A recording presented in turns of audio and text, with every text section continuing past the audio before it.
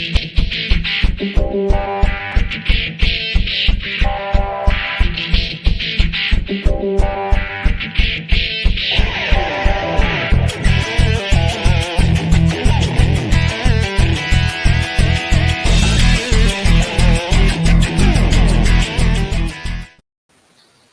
good morning, everybody. Daniel Cook here with Cook DFW Roofing, and welcome to another episode of Home Cooking, where we make home ownership made easy.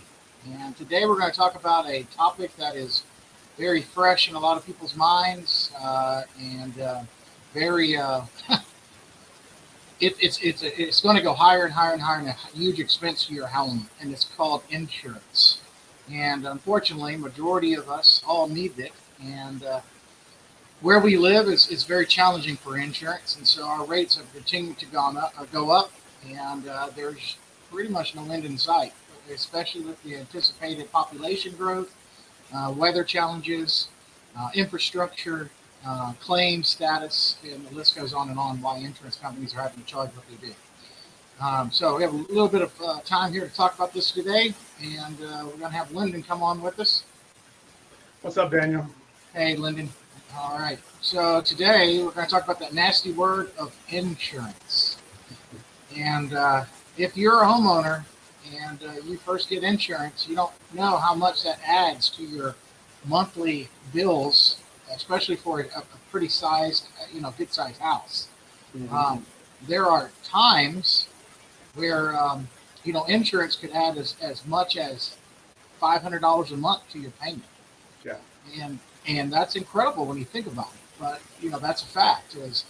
Your payment for your home, usually in majority of the cases, is broken down with principal, interest from your mortgage company, taxes, your property taxes are on there, and then insurance, because everybody wants their property protected, and the mortgage company definitely wants their property protected, because if something happens, they want to know they have something to come back on if you don't make your home payment.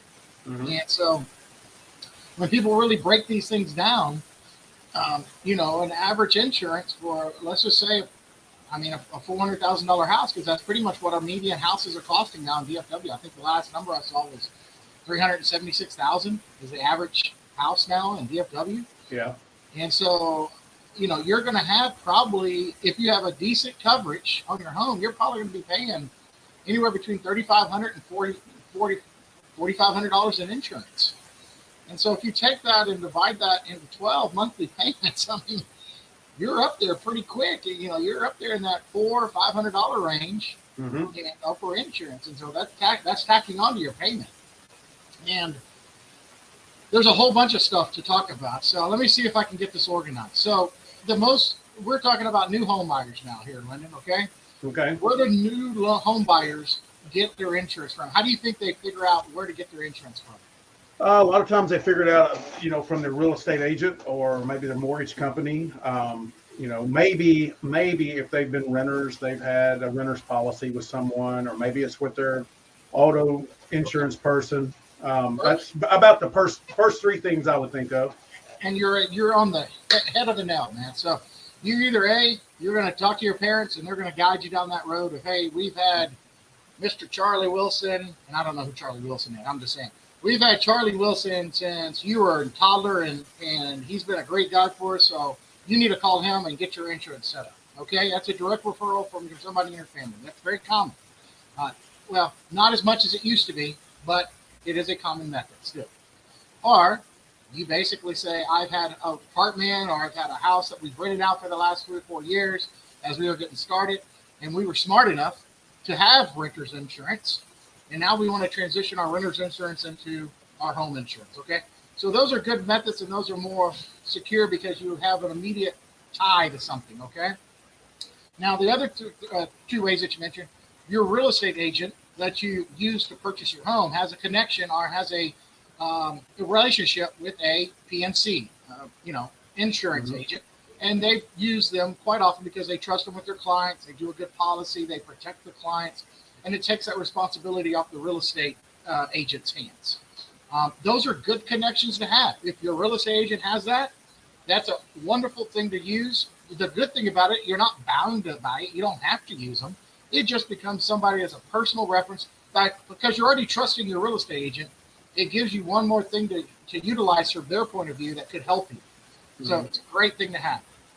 The last thing that you mentioned was the mortgage broker, the mortgage company, the title company. So somewhere in that area, they know that you have to have insurance before you're going to be able to take that profit. And if you haven't presented them with insurance options, but prior to that, they're basically going to reach out to someone that they know, and they're going to say, hey, I got a $500,000 house over here. It was built in 2014. I got a new buyer for it. I need insurance for it. And majority of the time, when it gets down to that way, usually they're in that last critical portion of sealing the deal, basically. Because insurance is one of those things that get thought about last unless you have it prepared in front. So if you, as the home buyer, don't have an insurance company, don't know what to go look for, have not been talking with your realtor about it, and the mortgage company calls you and says, hey, who's your insurance company? And you say, I don't have one. Hey, no problem. We're going to get this taken care of for you. And they're going to call to anybody they know and say, hey, I need insurance for a $500,000 house. And they're going to say, well, okay, we think it's going to be about this. And they're going to say, we're kind of tight on the numbers. I actually need the insurance to be like $2,800. That's all we can afford in this deal. $2,800 insurance. And the insurance agent's going to go, what? I can't do insurance for $2,800. They go, that's what we got to have it. Insurance agent's going to say, okay, you want a $2,800 policy on a $5,000, $100,000 house? Here's what you get. Boom. And they're just going to throw an insurance policy in for you. You're going to go to title. You're going to sign all your forms the day you buy your house. You're going to look, you're happy. You look at your wife. You're like, yeah, we got the house. Yeah. And then 2 years down the road comes. And unfortunately, we live in the hell capital of the world. You have a massive hailstorm at your home. Broken windows. The roof is beat up. The cars are beat up. I mean, it's a massive hailstorm. One that we get every 5-6 years around here. And you call your insurance company. It could be any insurance. I'm not going to name an insurance. It could be any of them. Because it's not based on the insurance company. It's based on who writes the policies. Okay? That's right. And you call up and they absolutely, you got coverage. Let me send one of our guys out there. And they go through the whole thing. They go through the spiel. And you go through the policy. They go through the claim, should I say. And they write up all this damage. And they go, yep, you're fully covered. The only thing is you have a 3% deductible. So your deductible is going to be $15,000. Your claim is going to be $24,000. So luckily, you'll get some coverage. And that's it. So you got a $15,000 deductible on your home because that's the only way that the agent could make the mortgage company's insurance numbers work. And this is very common. This happens a lot. And so the homeowner doesn't have any clue. They've just been paying their premiums, paying their notes, and they don't think about insurance until you need it. And then you get that big whammy of going, oh crap, $15,000.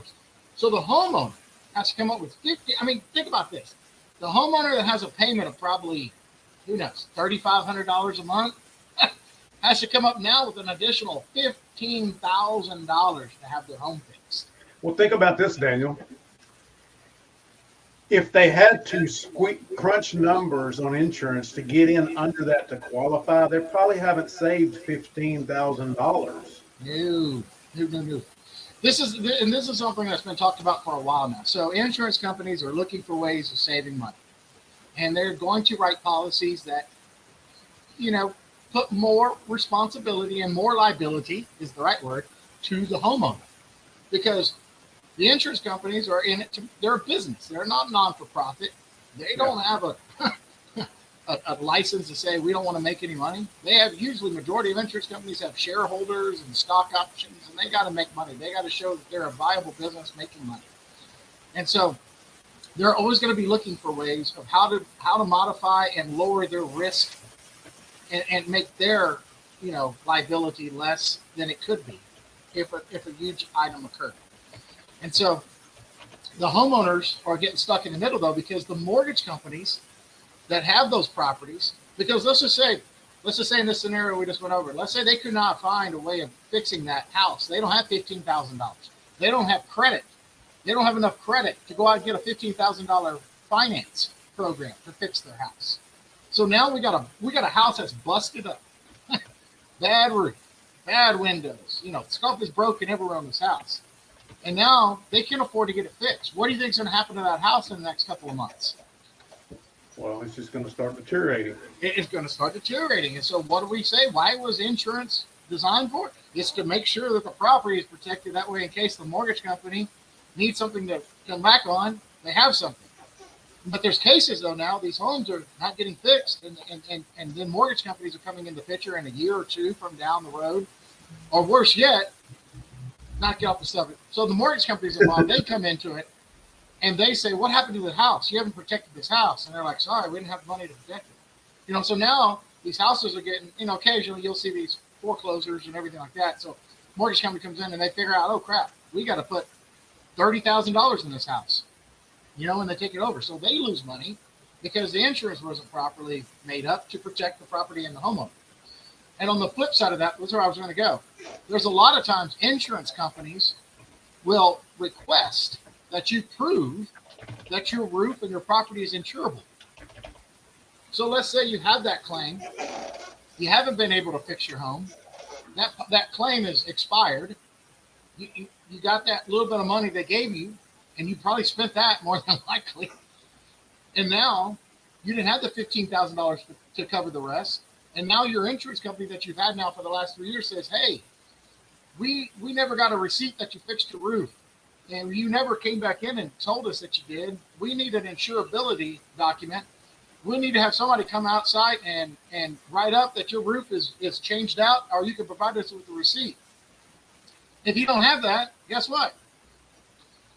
They cancel you. Right. And you have no insurance. And now you can't get insurance because you just got canceled by another one. Right. And guess where that goes on your file? It goes on your insurability file. It's a documented thing. There are cases, though, that the mortgage companies will provide you with insurance and tack it onto your bill, but we're talking astronomical cost. Right. Like, woo, you think your insurance was high before? Welcome to this. They're fixing to tack on like $800 or $900 a month to your payment for insurance. So this is a very, it's a hard subject to talk about because most homeowners don't understand how much responsibility they have as a homeowner. That if their property is affected by a claim, they have to be able to support that claim and be able to afford it. Yeah. And insurance companies, and we're not talking about one insurance company again today. We're talking about insurance as a blanket statement. If you need insurance, you need to make sure your policies are written that you can afford to use them. And I know that sounds odd. That's a very weird thing to say about insurance. But let's repeat that one more time. Your policies need to be written that you can afford to use them. So if you have a $500,000 house, majority of the time, the cheapest deductible you're going to be able to get is 1%. And those are fading away. A lot of insurance companies are going to a 1.5% and 2% deductible because they're lessening their liabilities on these claims. But there are still insurance companies out there that do 1%. So that's $5,000 that you have to come up with because it's based on your dwelling coverage. Daniel, how would you recommend? Let's say that I've been a renter my whole life, and I buy a new home, and I've got to get insurance, and of course I've had renters, never had all this maintenance I've got to take care of, all these extra expenses. Really, nobody explained to me. Now it's all my responsibility. How would you advise someone to? You explained how to get the insurance policy and the 1.5%, 2%, whatever it is. What you can afford to not only buy, but what is good for your home. Would you recommend that if they're paying a $200, $300, $400 a month insurance payment, to put another $100 in there to cover that deductible when time comes? I mean, should that be something they budget in? If they don't have a lot of cash left after they buy the home, should they have like a savings plan for their deductible? Well, I mean, savings and home ownership and money that you should have on hand, that's a whole huge topic. But just in a nutshell, before you even buy your home, before you overextend yourself, you should have a savings already saved up. And a lot, this is the biggest thing that new homeowners do. They get their house, they barely get into their house, and what do they go do? They buy all this new furniture, all these new dishes, all these new nice things to have. They buy all these new kit. They buy their kids these brand new, bedroom sets, and they go out and they get $10,000 in debt on these credit cards. And now they're already was strapped when they got approved for the house, and now they got all these credit cards, and they got all this debt here, and now they got lawn maintenance they didn't anticipate. They have to go out and do this, and this is what happens, and it's unfortunate. They get over indebted, and now they can't afford to do things that they should be doing, which is, you hit the nail on the head. You need to be saving money to prevent a big expense when you're not expecting it. So even if it's $100 a month, well, if you saved $100 a month in 2 years, that's $2,400. So if you did have to have a $5,000 deductible, at least you got half of it saved up. Mm-hmm. But it's a lot harder than that. Most people can't fathom putting that $100 back. They can't fathom not having $100 in their check to be able to spend it. So it's a very challenging thing. And it's not like when I grew up. When I grew up, I mean, it was told you put 10% of your money every check in savings, you do 10% to tide, you take the rest, then you divide it out. That's what you have to live on. And there is no extra. There is no credit cards. There was no, we can borrow money. No, there was none of that. You get what you made. That was the end of the story. Yeah. But we don't live in a world like that anymore. We live in a world where everybody wants to give you money. Yeah. Everybody says you can have it, just charge it. Right. Or, hey, this is and be indebted to me for the next 20 years. But that's cool, right. I love this one, though. This is what, the big box stores, they love doing this one. You don't have to pay us for 2 or 3 years. We'll hold the debt. Don't worry about it. Enjoy the furniture. Enjoy the TVs. And then we'll come calling on you in 36 months. And by the time it comes time to start paying it, the furniture's worn out and you need new furniture. The TV's broke. The couch is sagging. It's got a whole bunch of milk stains and orange juice stains from the kids. And now, this is the big whammy. 24% interest has been accruing since day one. So now you got 3 years of 24% interest on $10,000.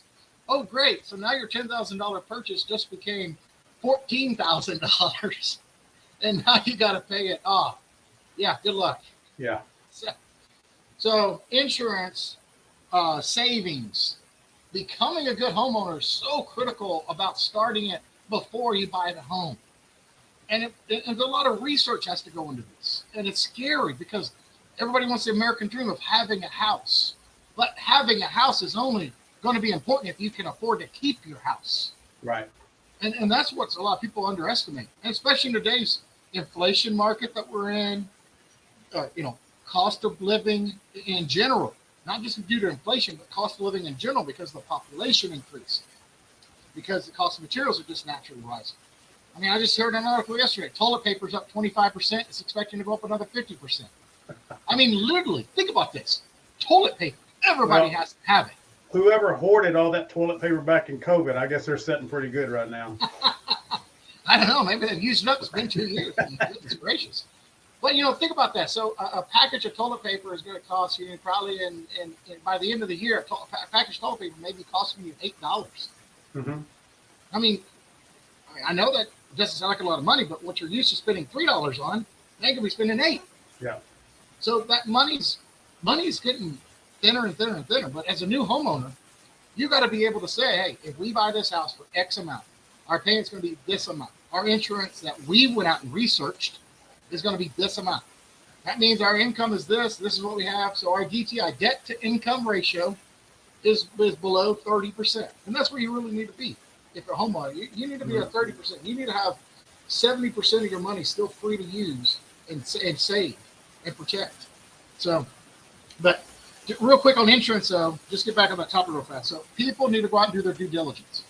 And online insurance is real popular in this generation because everybody buys everything online. You buy cars online.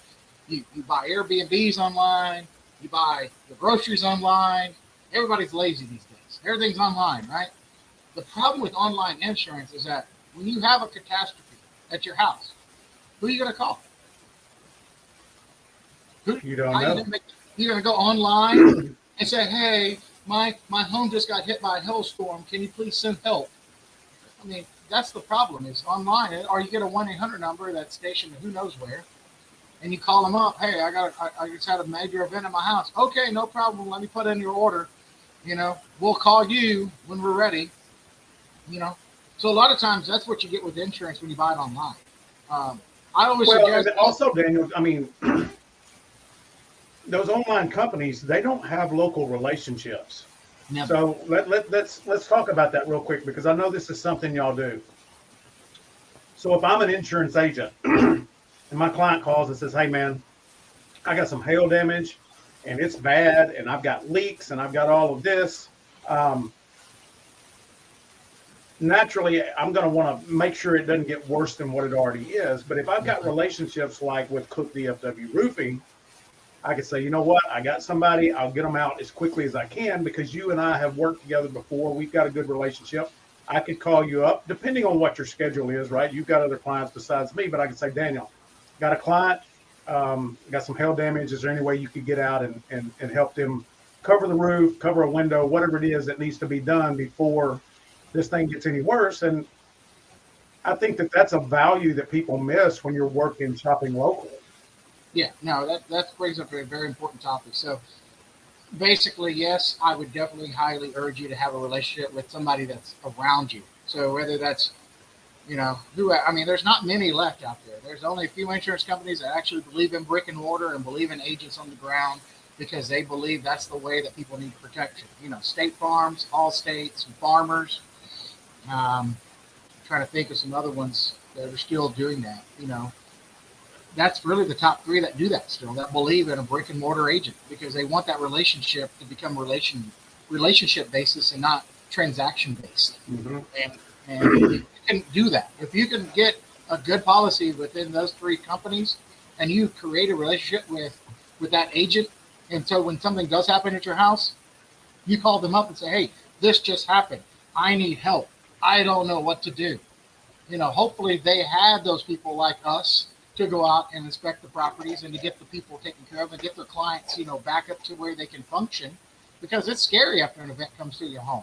You don't know where to turn, and you don't want to just dial the number and hope for the best. I mean, so yeah, that brings up a great point. We do that a lot. Yes, Lynn. We have several relationships with insurance agents, and they call us up and go, hey, this has happened to this client. Can you go help them? Yes, we're over there immediately as fast as possible. We're taking care of the clients. We're listening to their needs. We're taking care of them just like they're our customer, and they're not even our customer yet. Right. But we make sure that they feel like they're taken care of from the insurance point of view, and then we can say, hey, do you have somebody you want to use for your construction needs? If not, we would love to become your client, Mm-hmm. as well. So, and for a new home owner, they're not going to have those relationships built immediately when they come out of where they've been renting or moving out of mom and dad's house. Mom and dad may have some because of the history there. But my point in saying that is if you are a new homeowner and you didn't have some relationships previously, and you're calling an insurance where the call center's in New York, and you're trying to figure out how to stop the bleeding right now that's going on with your house, they're not going to be able to help you. no, you're on your own island, and then it just brings in Pandora's box, because then what happens? We know it religiously every time there's a major storm around here. You got people knocking on your door. You got everybody, calling you, sending you postcards, telling you need to get your house fixed, and you get worried because some of these guys are very excellent at what they do, and you sign a contract that says you're going to do whatever they say to protect your house, and then you end up, unfortunately, with some bad repairs. And so we've had an episode like this before, is having your vendors before you need them. We had an episode like that, I don't know, 8 or 9 episodes ago. We talked about having plumbers and electricians and carpenters and handyman and having your roofing and construction guys. You need to have relationships built before the storm occurs.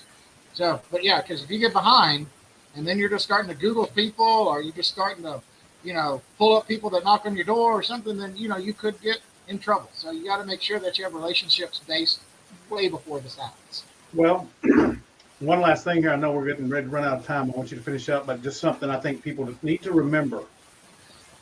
If I'm that new homeowner and I don't have relationships, hailstorm hits my house, and I start calling around to all the people I'm going to need to help me get the bleeding stopped again and get past this catastrophe. Other people got hit with hail that day too. And if they already have relationships, they're going to be first top of the list. Mm-hmm. That's just the way it works. And you can't blame anybody for that. If I've been working for you for 12 years and my neighbor here has never worked with you before, you're probably going to stop at my house first. Well, yeah, we talked about that before too, Lyndon. Yeah. And it is about customer service, right? If you're my customer, you're going to have a higher precedence when you make a phone call versus somebody that may have just called us out of the blue. Everybody's important, but on that stop list that day, we're more than likely making that schedule with everybody, and that schedule is probably going to be existing clients and new clients. Because existing clients, we've already developed that relationship, we've already developed that trust. They know that we're going to take care of them, and we're going to stand behind what we say. You know, this new client, we want them. We want to make sure we make a good impression. We're going to take care of them. They don't know it yet, but yeah, we're going to probably schedule our existing clients or based on needs as well. If somebody's home calls us, and they got a huge gaping hole in the roof and they got a whole bunch of stuff, that's an emergency. That's an emergency call. That tops everything. Sure. But if we just got 2 calls that say, hey, I had a storm event, I don't have any problems that I know of, then yeah, we're probably going to make that stop order as far as existing versus new. Okay. So, but yeah, that's a scary thing though. So I mean, you know, we got a few minutes left, and this is really the moral of the story. If you don't know what insurance you have, and you cannot basically tell me right now in your mind what your deductible is, what your dwelling replacement cost is, what that breaks down to per square foot if lightning strikes your house and it burns down to the ground, how much per square foot do you have to replace your home? That's a topic most people have no idea, not a clue. And if you're guessing, if you think you know, let me tell you what the true cost is right now in DFW Metroplex. If you're going to rebuild your home from the ground and use your existing slab, you're still probably going to be out about $165 a square foot. And that's low. That's not trimmed out. That's not trimmed out nice. Right. That's just a nice, decent home. If you're going to trim it out and you've got a lot of, you know, options and a lot of intricate, you know, cuts and hardwood scrape floors and all this kind of stuff, you probably need to be closer to about 185, 190. So think about this. If you have a 3,000 square foot home, let's just do the math. 3,000 square foot home, let's say 185, that means your coverage should be $555,000. Your dwelling coverage should be $555,000 to rebuild your home. And you know what's sad? Most people have on that 3,000 square foot home, they may have coverage of $375, $400. So when that house burns down the ground, you're going to be out on the hook for $100,000. Yeah. So this is such a topic. You know, we really do need to bring some PNC guys online sometime with us and describe how they look at insurance and how they write policies and what is the variables and what's an ACV versus RCV. This is a huge topic, but today it's come up several times in the last couple of weeks with clients having no idea, and they simply tell me, you know, oh, I just got my insurance when I got my house, or so-and-so told me this was a good price insurance company, so I told them to quote me, and they quoted me. I didn't know I had this. You know, I didn't know I didn't have this coverage. Gosh, man, I mean, education is so valuable, and it sucks because it takes time. Yeah. You only get education through 2 ways. You either go out and you really source the information, you study it, and you're internalizing it, or you go through an incident, and it's called education on the fly. You just learn something, and it's probably at your expense that you learned it. So you're going to have to learn it sometime, and hopefully you take the time before it happens to make sure you know what you get yourself into. So. Right. Well, Daniel, I'm going to let you close us out. Tell everybody how to get in touch with you and Cook DFW Roofing and all the things that you do, and then we'll see everybody again next week. Sounds good, man. Well, yeah, folks, take some time, look at your policies. If you don't have a copy of your policy, if you don't have an email with your deck page and what your coverages are and how much liability you have, you need to know these things. And I'm not a professional PNC agent, but I work with insurance every single day. I see the ins and outs of it. I see the policies, how they're written. And we can definitely refer you to some fantastic agents around any company that you like. We work with all insurance companies, but we have some fantastic agents that will break your policy down and let you know where your gaps in coverages are and how you need to get better protected. And you'd be surprised. Maybe $50 here and there on a policy could get your gaps eluded to where you don't have those faults anymore. So take some time. Call me if you have some questions. 833-COOK-DFW. Look us up online, cookdfw.com. Or email me personally, Daniel@cookdfw.com. So until next time, keep care of your homes, guys, and we'll talk to you later. Bye-bye. Thank you for tuning in and watching our show. If you would like to see our next show, or more shows like this one, just click the QR code and go to show schedules, or just follow and subscribe to our channels to get updates and notifications of this show, and many others like it.